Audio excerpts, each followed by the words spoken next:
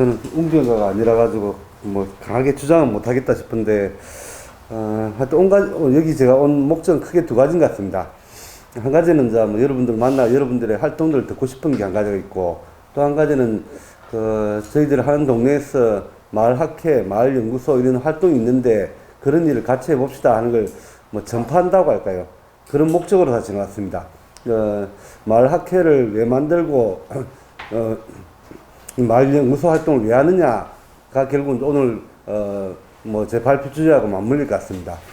오늘 자리 성격으로 보자면 마을 교육 공동체 활동의 교육 프로그램의 일환으로 만들어진 걸로 알고 있고, 좀 더 본질에 충실하자면 마을 교육 공동체 이야기를 출발을 해야 되는데 왜 농촌 이야기가 오늘 주제로 나왔을까 생각해 보면, 결국 마을도 그렇고 학교도 그렇고 그 토대가 되는 게 농업 농촌인데, 농업 농촌이 붕괴되고 여러 가지 혼란스러운데 마을 교육 공동체가 잘 될 리가 있냐.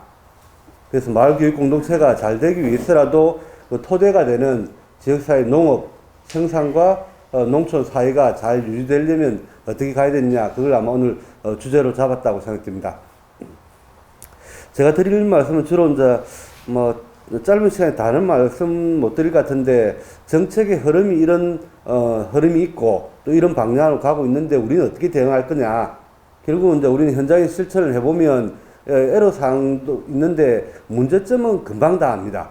조금만 실천해보면 이게 뭔가 문제가 있고 저게 문제가 있고 다 금방 아는데, 또 대안도 좀 전에 말씀처럼 웬만한 거 다 압니다. 다 들어가지고 이렇게 가면 돼 하는데 왜 이게 안 바뀌느냐 있잖아요. 왜 안 바뀌고 있을까? 우리 스스로도 안 바뀌는 것도 있고 행정도 안 바뀌고 우리 지역사회 기관단체 있고 이런 중간지원주기 설치했는데 왜 잘 안 바뀔까? 어디에 문제가 있을까? 그걸 좀 더 근본적으로 생각해볼 필요가 있다는 겁니다. 제 이야기는 그래서 좀 큰 이야기가 될 텐데, 정책을 너무 멀리 생각하지 마시고, 정책은 누가 만드는 거냐 그러면 사실은 지역에 살고 있는 주민들이 만드는 거죠. 원래는 그렇게 만들어야 되는데 우리는 그럼 나 몰라, 우리는 그걸 몰라 하다 보니 행정이 전문가들 용역주 가지고 만들어버린 게 지금까지 정책이었다는 겁니다. 정책은 우리와 별개라고, 정책이 우리는 대상은 될 전정, 정책이 우리의 주인공이 되어본 적이 없다는 겁니다. 그런 맥락에서 정책에 저는 관심을 우리가 가지고 지속적으로 개입해야 된다. 뭔가 바꿔내야 된다. 그걸 바꿔내지 못하면 우리는 항상 이용당할 뿐이다. 속는다는 겁니다. 친환경 농업이 한국에 도입될 당시에도 그런 중앙정부가 강력하게 친환경 농업을 전환하라 그랬잖아요. 그 뭐 하루아침에 바뀐 거, 역전된 거죠. 농약 안 치면 빨갱이라고 할 때가 엊그제 같은데 그렇게 바꾸고 거기에 갈아탄 사람들 있잖아요. 정부 정책 때문에 갈아탄 사람들은 항상 불만밖에 없죠. 지금 요즘 사회적 농업도 한다고 또 난리잖아요. 뭐 이런 또 내용을 들여다보면 좋은 이야기죠. 좋은 이야기인데 정부 정책 때문에 그렇게 따라가는 사람은 분명히 뒤탈이 있습니다. 잘 될 수가 없거든요. 그 이야기를 좀 해보겠습니다. 마을 학회 소개를 좀 해봐야 될 것 같은데, 그냥 7월 10일 날 오신다고 하니 그때 깊이 긴 이야기는 하고, 기본적으로 뭐 저희들 할 말이 일만 하면 소가 되고 공부만 하면 도깨비가 된다. 그 일소공도라고 하는 오래된 가르침이 있고, 거기에 따라서 농민들도 공부를 해야 되고 또 저희 같은 연구자들도 현장에서 실천하면서 노동을 해야 된다. 뭐 그런 관점에서 지역사회 농민과 활동가 그리고 연구자들이 지역사회에서 만나서 서로 공부하고 서로 배우는 있잖아요. 그런 지역사회를 만들어 봅시다 하는 차원으로서 2017년에 설립을 했습니다. 뭐 홍동해라는 동네의 특성도 있기도 하고 지역사회 문제를 어떻게 풀어갈 거냐, 뭐 그런 맥락에서 이걸 문제를 좀 더 근본적으로 풀기 위해서는 우리의 내부의 학습 구조를 명확해야 된다. 우리 안의 차이를 극복하고 객관적 사실에 인식해서 서로를 평가하고 서로를 비판할 때 비판하더라도 같이 가져야 되는데, 지역사회가 항상 이미지 낙인 평가가 너무 많잖아요. 서로 만나지 않고 행정의 칸막이를 우리가 비판하지만 민간 칸막이는 훨씬 더 심각하고 벽이 높고 골이 깊어요. 공무원은 제도적으로 칸막이를 만들어놨지만 사람들은 순환보직을 하니까 계속 돌아요. 근데 우리는 같은 일을 하고 있음에도 불구하고 우리 안에는 서로 교류하지 않는 거잖아요.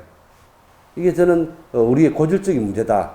그걸 극복해야 하지 않고서는 아무리 뭔가 대안을 외쳐도 그 대안은 해결되지 않는다는 게 제 결론이기도 하고 학회 설립 목적에도 그렇습니다.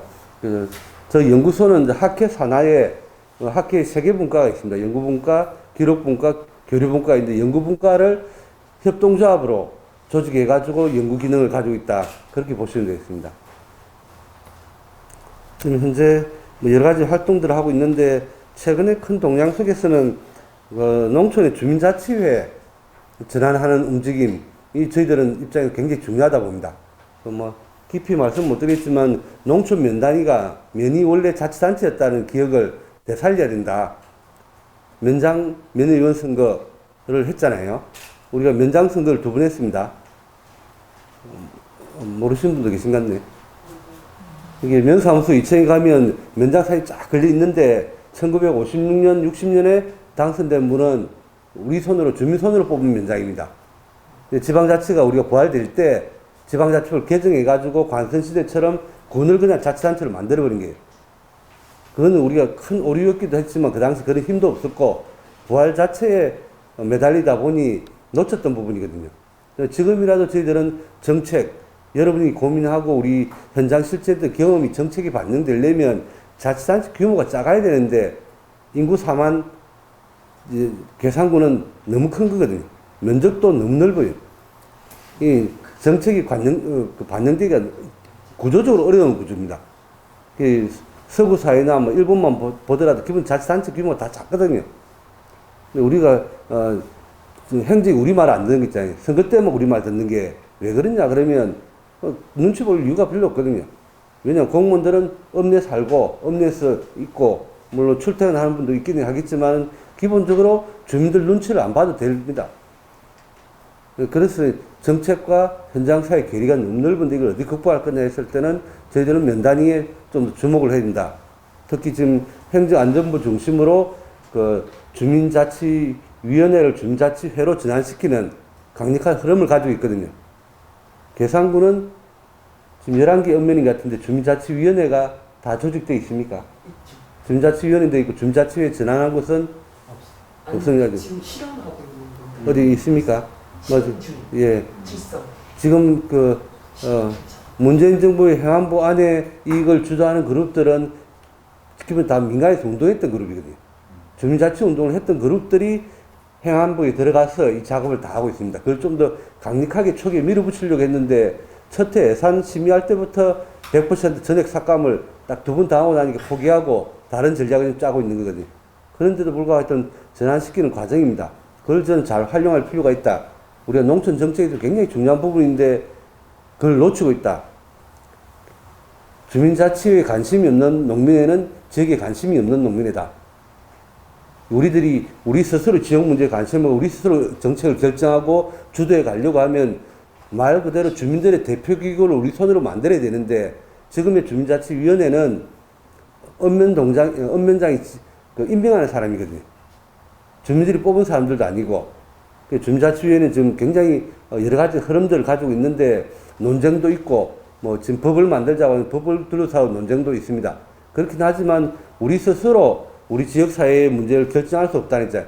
농업의 문제, 아이들 교육 문제, 문화, 복지, 생활 이런 걸 우리 스스로 결정할 수 없다는 거잖아요. 예를 들어 매립주의가 들어온 게 왜 우리가 결정 못 하느냐는 거예요. 우리는 모르는 사이에 정해놓고 삽들 때 우리는 반대하는 게 너무 많죠. 이건 우리들의 큰 잘못이라고 봅니다. 자, 이러다가는 안 되는데. 하여튼, 저희 연구소인 5명이 지금 근무하고 있고, 이런 연구소들을 사실은 전국에 곳곳에 저는 만들어야 된다고 보거든요. 좀 잘 생각해보면, 지금 마을교육 공동체 지원센터는 중간 지원 조직으로 설치된 겁니다. 모법인이 지금 있지 않습니까? 모법인 산하 이런 연구소를 만들 수도 있고, 센터 밖에 연구소를 만들 수도 있고, 우리가 지역사에 있는 통계, 자료, 연구, 분석 결과들 있잖아요. 계산만 해도 연구자들 많이 들락거렸을 겁니다. 특히 유농 했던 그룹들 많이 조사를 다녔는데 여기 보고서가 어디 가지고 있습니까? 축적된 데가 있나요? 도서관에 꼽혀 있습니까? 우리 지역들은 항상 연구 대상지로 였을 뿐이지 우리는 그런 걸 못 해봤다는 거예요. 우리 스스로 그걸 관리를 안 한다는 거예요. 용역 나가면 용역사들 어떻게 하는지 압니까? 지역에 와가지고 자료 달라고 공무원 준 자료 가지고 그동안 자료 다 끌어모아 가지고 보고서의 3분의 1은 그걸로 채웁니다. 3분의 1은 그걸로 채우거든요. 거기에 시간에 연구 용역의 절반은 다 보내버립니다. 지역은 어느 정도 다 자료는 다 가지고 있으면서도 흩어져 있고 모르고 그걸 관리하는 사람도 없고 그게 지금 우리 현실이거든요. 그래서 저희들은 지역에 이런 연구소를 다 만듭시다. 행정예도 필요하면 만들고 행정의 정책 개발팀 이런 게 있잖아요. 거기 다 일반직 공무원이 앉아서 정책 기능이 없거든요. 순환보직 맡아가 왔는데 뭘 알겠습니까? 그래서 지자체마다 다 연구소 기능을 가져야 되고 민간 쪽도 분명히 연구소 기능을 가지고 있는데 누가 가질 거냐? 어떻게 가질 거냐? 이런 숙제가 있는 거죠. 우리가 이용당하지 않으려면 우리 스스로 연구, 지역 자료를 수집하고 정리하고 분석해가지고 가지고 있어야 됩니다. 우리 지역을 조사왔던 교수가, 연구자가 오면 반드시 우리를 조사했으면 결과는 우리한테 보고하고 자료를 줘야 되는 거죠. 그것도 안 하는 교수들이 많다라는 겁니다. 이 학회가 있는 홍동면도 정말 외부 사람들 많이 들락거리거든요. 그런 분들이 항상 와서 조사를 한다고 도와달라고 했는데 떠날 때는 말없이 안 보고도 안 해주시고 그래서 조사를 할 때는 저희들 연구소를 학회를 참고로 삼아라고 우리가 만나보고 진짜 필요한 연구를 하시려고 하는 건지 옛날에 했던 거 또 조사하는 거 아니냐 그러고 말을 막 돌아다니면서 조사하려고 하는 거 있잖아요. 그건 우리 못하게 막거든요. 왜 주민들 그걸 함부로 찾아다니면서 설문지 뿌리고 받아가려고 하냐고 조사 결과를 공유할 것도 아니면서 그리고 저희들을 분명히 참고를 해가지고 연구자들이 들락거리는 걸 통제를 해야 되겠다 이런 생각을 했던 거죠. 그 학교의 설립 목적 중에 하나는 그런 연구자들을 우리를 함부로 조사하고 대상화시켜서 자기 마음대로 분석하고 평가 내리는 걸 막겠다는 뜻도 있고 그 연구했던 소중한 결과물들은 반드시 와서 다시 보고시키고 그러다 보니 저희 같은 동네에 조사 오는 걸 꺼리기 시작합니다. 왜냐하면 다시 발표하러 오면 저희 같은 사람이 앉아가 막 심사하듯이 공격을 하고 잘못 조사했다고 막 하니까 겁을 내게. 그게 제대로 조사할 사람만 조사하지 어설프게 와가지고 조사하는 사람은 사라지는 겁니다. 하여튼 계산도 이런 학회와 연구소를 꼭 반드시 만들어 봤으면 좋겠다 싶습니다. 모든 지자체마다 사실은 해야 되고 이게 좀 더 발전한다면 면 단위마다 작은 이런 연구소들 있잖아요. 인적 자원이 없냐? 아마 계산에 귀농하신 분들 중에 박사학위 가지시면 들어갈 거요. 안 그렇으면 주변에 요즘 박사가 왜 이리 많으신지 모르겠는데 많으시더라고요. 그런 분들이 적절하게 역할을 하면서 할 수 있다고 봅니다. 사람이 없는 게 절대 아니라고 봅니다. 이게 뭐 서론에 해당되는 이야기였는데 하여튼 제가 두 가지 목적 중에 한 가지는 제가 이렇게 전달하고 7월 10일 날 오시면 그런 이야기를 좀 더 나눠보도록 하겠습니다. 자, 지난 100년 이야기도 꺼내는 이유는 뭐냐면 역사를 우리가 알고 접근해야 되는 게 농촌 문제. 지난 100년간의 쌓인 모순들이 지금 축적되어 있는 거지 이게 어느 하나의 이유 때문에 이런 문제가 된 게 아니거든요. 이게 지난 100년간 일제 식민지부터 해가지고 이게 고질적인 문제들이 쌓여 있습니다. 쌓인 곳에서 우리가 답을 찾으려고 하니 쉽지 않다는 거예요. 그래서 저는 길게 보고 큰 틀을 볼 줄 알아야 되겠다는 거예요. 우리가 역사를 이해하고 이 구조를 분석하는, 하여튼 구조적 문제는 파악이 만만치는 않습니다. 구조를 이해해야지 우리가 어디를 공략을 해야 될지를 알 수 있다 보거든요. 그걸 모든 사람이 다 알 필요는 없겠죠. 그렇지만 어디선가 학습하는 그룹에서 그걸 분석하고 평가하고 공격을 할 곳, 우리가 진지를 털어야 될 곳, 그걸 찾아내야 되는 거죠. 불균등 발전, 이게 뭐 정말 고질적이고 구조적인 문제거든요. 국가 발전 전략입니다. 균형 발전을 외친다는 말은 그만큼 불균등 발전이 심각하다는 이야기잖아요. 전국 인구의 절반 이상이 지금 수도권에 넘었고 지금 이런 속에 우리가 하는 활동들이 어떻게 이걸 극복할 거냐. 지역마다 곳곳에서 자기 실정에 맞는 실천들을 하면서 동시에 전국적 연대도 뭔가 있어야 돼요. 지금까지는 그게 우리가 굉장히 약했다고 봅니다. 자치분권 운동하시는 그룹들이 있는데 우리를 이용해 먹는다는 생각이 가끔 들고 저는 뭐 그렇더라고요. 이런 역사 속에 농촌도 바뀌어 왔습니다. 자연과 더불어, 이웃과 더불어 이 유기적인 순환적인 구조가 있었는데 이게 다 파괴되었거든요. 파괴되고 이걸 어떻게 다시 보고 날 거냐 하는 건데 이게 여기에는 그냥 되는 게 아니죠. 우리가 뭐 표명하는 건 아닌데 작은 실천들을 한다 해가지고 바뀌는 문제가 아니라는 걸 우리는 이미 알았습니다. 어떻게 바꿀 거냐? 뭐 큰 패러다임 전환 말은 쉽게 하는데 그걸 어떻게 만들어낼 거냐 하는 것은 우리 개개인의 작은 실천들을 결합하면서 뭔가 큰 흐름을, 힘을 만들어야 되거든. 그 힘을 어떻게 만들어낼 거냐. 그렇지 않고서는 이 큰 역사의 흐름들을 우리가, 전환시키는 게 쉽지 않을 것 같아요. 그래서 그 전환의 중간에 저는 학습 운동이 분명히 있어야 될 것이다. 공동학습. 같이 공동의 언어를 만들어내는 있잖아요. 그런 게 필요하다 봅니다. 뭐 그런 가운데 제가 하는 마을 공동체 이런 활동들도 지방자치와 더불어 쭉 시작되었고 확산되어 왔는데 어느 순간 칸막이에 다 들어갔습니다. 이 마을 공동체 운동이나 사회적 경제, 평생학습, 균형기촌, 유기농업 뭐 다 같은 맥락의 진짜 흐름이었는데 어느 순간 이게 다 갈라지고 남 탓하고 뭐 서로 만나지 않는 있잖아요. 우리 머릿속에는 정부 정책에 무슨 팀에 무슨 정책이 있잖아요. 그 칸막이 안에 다 갇혀있어요, 지금도. 이 흐름들을 우리가 잘 생각해 보면 우리 안에 분열을 계속 조장하는 활동들이 많다는 거예요. 그 뒤에 조금 더 설명해 보겠습니다. 이런 가운데 뭐 전국 방방 곳곳에서 별의별 활동들을 다 합니다. 마을 일이 몇 가지라고요. 마을 일을, 마을에 사시면서 하시는 활동이 일이 몇 가지쯤 될까요? 마을 일은 5만 가지가 있다고 제가 합니다. 진짜 5만 가지거든요. 전국에 보면 좋은 사례들 많이 있습니다. 제가 이제 이 활동 오래 하다 보니 그런 활동들 소식들을 많이 접하는데 문제는 뭐냐 그러면 그 활동이 대부분 다 오래 가지 않는다는 거예요.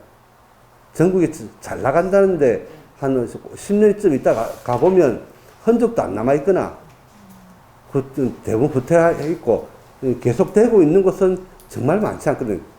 계속되고 있는 것은 제가 보면 대부분 다 면 단위에서 뭔가의 네트워크를 만들어 가지고 규모와 범위를 좀 확산시키고 네트워크가 되어 있는 데는 한쪽이 무너져도 전체는 계속 안고 갑니다. 근데 대체로 많은 지역들은 그러지 못하더라는 거죠. 시행착오를 반복하면서 계속하고 있는데 이걸 자치단체 모델을 어떻게 만들 거냐. 우리가 지자체에 있잖아요. 면 단위 모델, 자치단체 모델 이런 것들을 만들어야 된다 봅니다.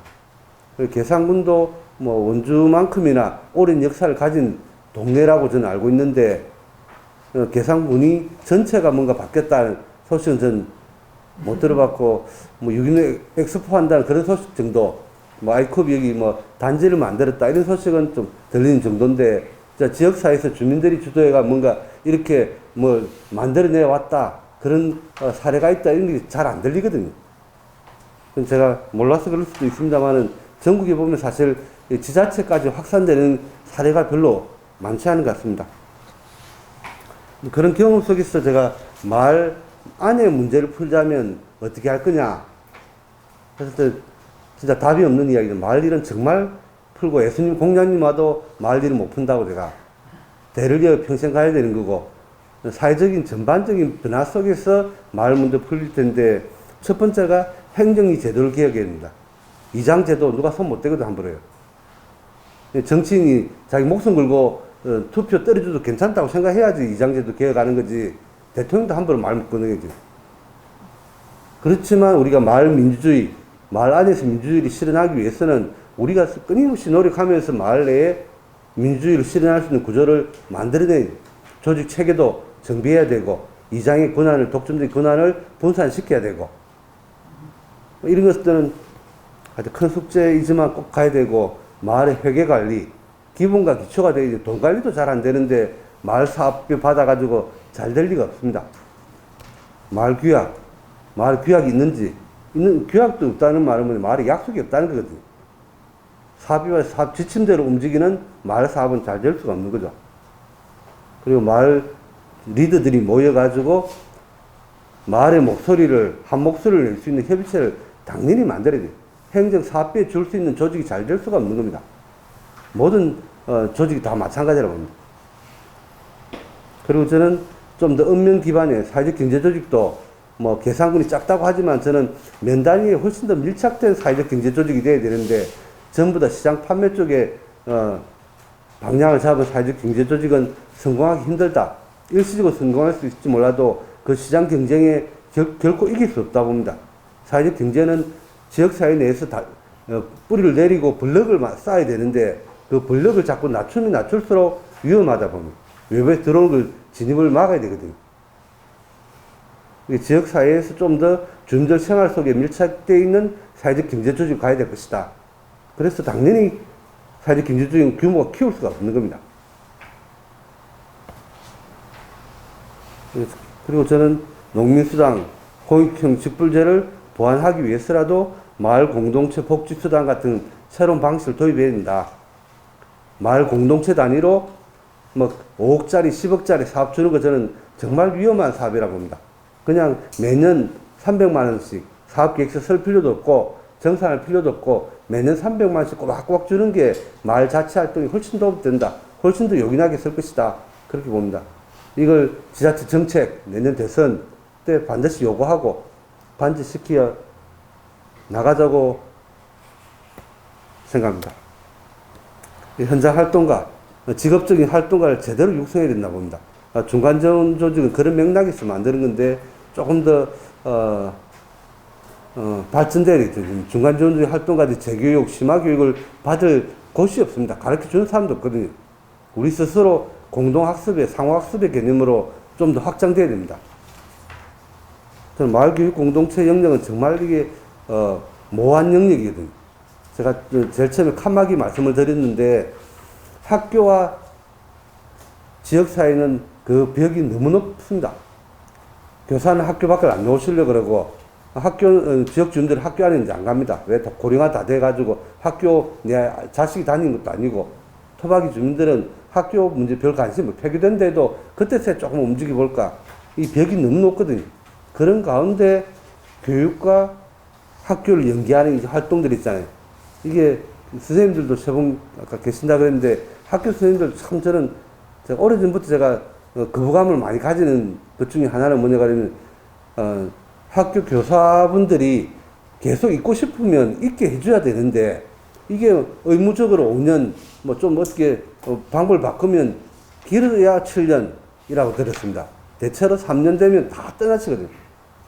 인사고과 뭐 점수 받으려고 농촌 오고 막 그런 긴 해도 농촌에 계속 있지 않거든요. 이게 그걸 도 단위로 돌아다니시니 될 턱이 있나 싶은 겁니다. 그런 맥락에서 저는 하여튼 제도적인 개선책들 전체를 생각하는 겁니다. 어떻게 풀어갈 거냐, 그 경로를 설계하고 그런 방향성들을 뭐 토론해보자 싶습니다. 제도적으로 풀 게 있고 우리 스스로 자치의 방식으로 풀어야 될 것도 있고 그래서 군 차원에서 우리가 해야 될 일, 읍면 단위에서 풀어야 될 일, 행정리 안에서 풀어야 될 이야기들이 청의를 구분해야 된다 보거든요. 그 정책 제도를 설계할 때도 푸드 플랜만 하더라도 이 청의를 구분하면서 우리 행정리 안에서 어떻게 할 거냐, 생산자 조직화부터 마을 복지를 연계를 어떻게 할 거냐, 이게 미리 다 돼야 되거든요. 저도 읍면동 단위에는 어느 정도의 완결된 시스템이 있고 그게 모여서 계산군이 돼야 되는데 지금의 푸드 플랜 정책의 대부분 다 뭐냐면 지자체의 유통 정책입니다. 유통과의 업무거든요. 그러다 보니 유통과가 그 칸막이 안에서 그 생산부터 해가지고 소비까지 관여 절대 못 하거든요. 그런 문제를 저는 많이 느낍니다. 그래서 칸막이를 어떻게 극복할 거냐. 그러니까 우리 스스로 숙제인데 푸드 플랜 관련해가지고 제가 좀 몇 가지만 말씀드려보겠습니다. 첫 번째가 저는 우리가 평생학습에 출발한다.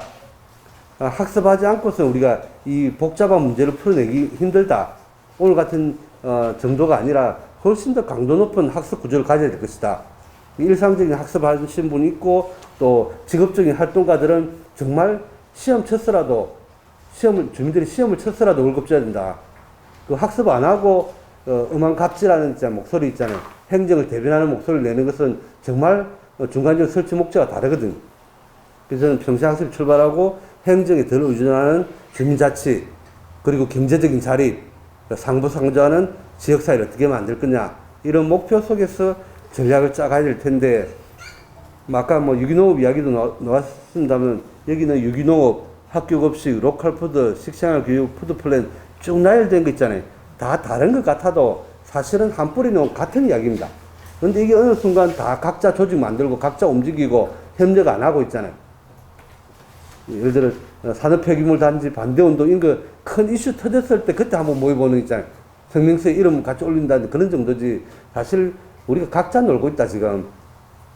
시대 정신의 큰 흐름인 건 분명하지만 이게 누가 이슈를 선점할 거냐, 뭐 슬로시티는 본부 따로 만들고 다 그런 식이잖아요. 저는 이건 아닌 것 같다 적어도. 그리고 우리 안에 문제가 있는 것 같습니다. 두 번째는 로컬푸드. 로컬푸드도 잘 안 되는데 푸드플랜 정말 어렵습니다. 친환경 학교급식 그렇게 강조했지만 친환경 학교급식을 하자고 했던 그런 운동의 목적은 지역에 살고 있는 소농 가족농을 보호하기 위해 가지고 유통망을 확보하려는 거 있잖아요. 근데 친환경 학교급식도 잘 극복이 안 되는데 푸드플랜 발전은 쉽지 않겠다. 그리고 6차 산업도 일본 말에서 뭐 가져오긴 한데 저는 6차 산업은 적어도 면 단위에서 실현될 거라고 봅니다. 농가 단위로서 6차 산업 못 합니다. 예전처럼 3대가 같이 살면 한 농가 안에서 1차, 2차, 3차 산업을 같이 해볼 수 있지, 농가 죽으라는 소리거든요. 보조사업 전부 다, 요즘 6차 산업 한다는 사람 중에 일부는 보면 외국인 노동자 데려가 일시키고 막 그럽니다. 이게 무슨 6차 산업이냐. 원래 취지하고 다른 거죠.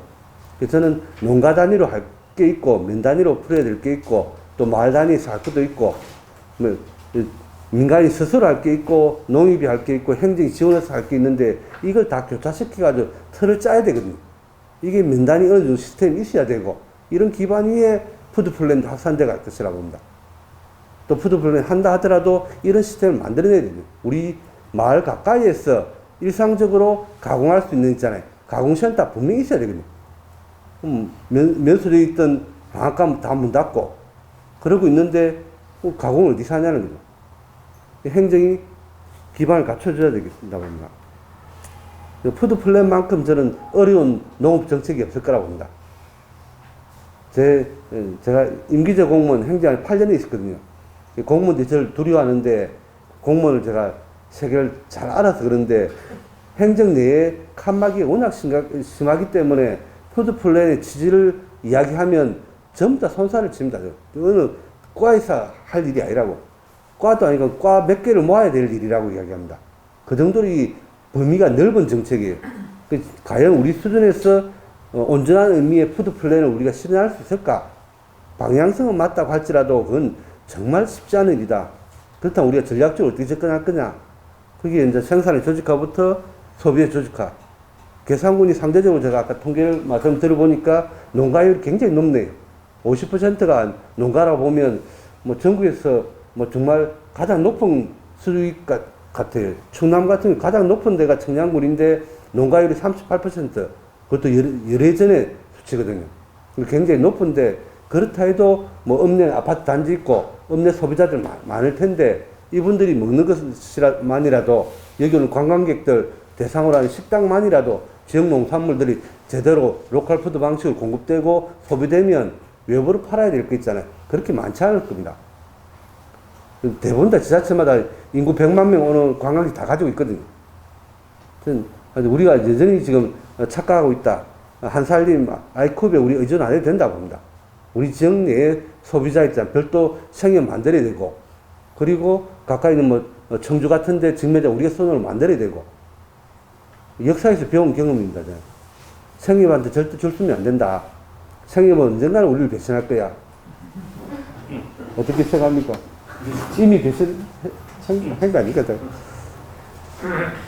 예, 일본 유학 가니까 이미 그 소리 하더라고요. 1990년대에. 저는 주민자치에 전환한 게 강력하게 여러분 관심 가지고, 하여튼, 지금 인터넷 유튜브 자료에 엄청 많습니다. 주민총회 했던 이야기부터 자료가 많으니까 한번 보시면서 같이 갔으면 좋겠고요. 계산군도 지자체, 큰 지자체고, 업에 있는 소비자들 많으니까, 뭐, 계산군도 도시재생 하잖아요. 도시재생 팀도 있던데, 도시재생과 농촌 재생을 서로 어떻게 연계할 거냐. 이 정책의 칸막이들을 극복하고 연계시키는 있잖아요. 이게 서로 연결되려 했는데 행정은 자발적으로 협력 안 합니다. 뭔가 강제장치가 없으면 절대 협력 안 하는 구조거든요.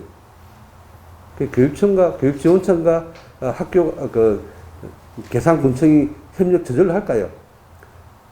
군수하고 교육감이 계속 지시를 하고 막 체크를 해야지 그나마 움직이는 정도거든요. 저절로 안 합니다. 결국 주민들의 힘으로 협력이 만들어야 되고 그러기 위해서는 우리 안에 칸막이를 극복하고 협력하는 구조를 만들어야 된다고 봅니다. 중앙정부도 정책 협약 방식으로 해가지고 사진 찍고 협약하고 협력하겠다 그럽니다. 여기 있는 교육부의 미래형 교육지구, 그게 마을교육공동체 핵심교육지구 행복교육지구 사업이죠. 이 사업, 행안부의 주민자치회, 농식품부의 사회적농업, 복지부의 지역사회 통합 돌봄, 커뮤니티 케어 이야기하는 것, 국토부의 도시재생, 밑바닥에 전부 다 사회적 경제가 다 깔려 있습니다. 이게 서로 협력하겠다고, 저희들은 사진 찍어준 것만 아니라 고맙다고, 중앙정부가 저렇게 움직인다는 신호를 보여주는 거니까 지자체도 협력하시라고, 당신들도 과장님들 다 모여서 사진 찍어 보세요. 우리끼리도 같이 찍읍시다. 협력합시다. 그게 저는 돼야지 문제가 풀리지 않겠냐 싶습니다. 그 방향을 저는 강력하게 요구해야 된다고 봅니다. 예. 뭐 결론 어려운 이야기인데 우리가 농촌 다음 어떻게 복원할 거냐, 농촌 닿다는 게 무엇인지 다시 고민하면서 우리가 자연과 더불어 자연이 베풀어주는 혜택에 의존하면서 공동체 경제를 살리고 그리고 그 위에 행정과 시장 경제가 작동하는 있잖아요. 그런 지역사회를 꿈꿔야 된다고 봅니다. 이게 코먼저 이야기인데 내용은 생략이 있습니다. 하여튼 농촌이 가진 전통적인 자치의 힘, 작업의 힘을 우리가 복원해야 된다. 외부에 의존하면 답을 찾기 힘들다. 우리 스스로 지역사회의 문제를 해결하기 위해서는 같이 모여서 공부하고 같이 대안을 찾아가는 있잖아요. 그 주민들과 행정이 같이 머리를 맞대고 그렇게 움직여야 되지 않겠냐 싶습니다. 예. 이 정도로 제가 말씀드리겠습니다. 예, 고맙습니다.